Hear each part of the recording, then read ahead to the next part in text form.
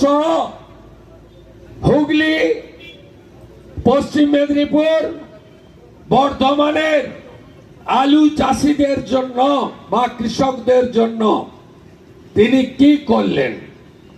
আমি বললাম তিনি অর্থনৈতিকভাবে খুন করার ব্যবস্থা করলেন।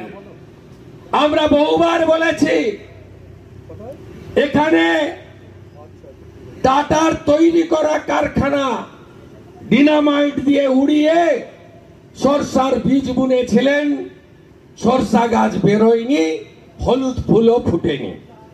যেমন দীঘাতে ভণ্ড জালি হিন্দু মমতার রথের চাকাও গড়ায়নি, নারকেলও ফাটেনি।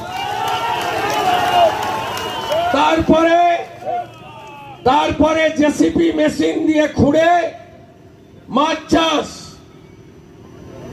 চাষও হয়নি, আর ওখানে জলের দেখাও মেলেনি। নেই, পারবে না, কারণ গোটা পৃথিবীর মধ্যে শিল্প প্রতিষ্ঠান হিসেবে ভারতীয় কোম্পানি টাটা তাদের সৎ পথে উপার্জিত সমস্ত রড, সিমেন্ট, পাথর ওই জমির সঙ্গে মিশে গিয়ে জমির সম্পূর্ণ নেচার পরিবর্তন হয়ে গেছে। উন্মাদ মমতা ব্যানার্জি। কেন উন্মাদ বললাম? অন্যভাবে নেবেন না।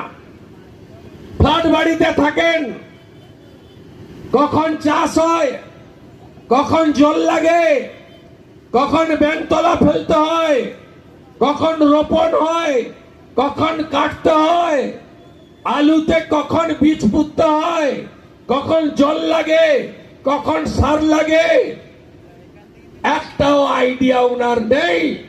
তাই গায়ের জোরে সিঙ্গুরে তিনি যা করতে চেয়েছিলেন তা সর্বৈব ফেল করেছে।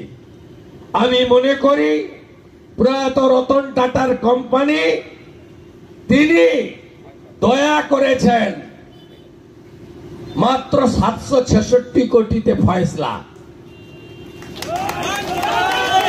রতন টাটার কোম্পানিতে যদি আমি কর্মচারী থাকতাম, আমি পশ্চিমবঙ্গ সরকারের দুটো খানটা মুড়ে 2000 কোটি টাকা আদায় করতাম।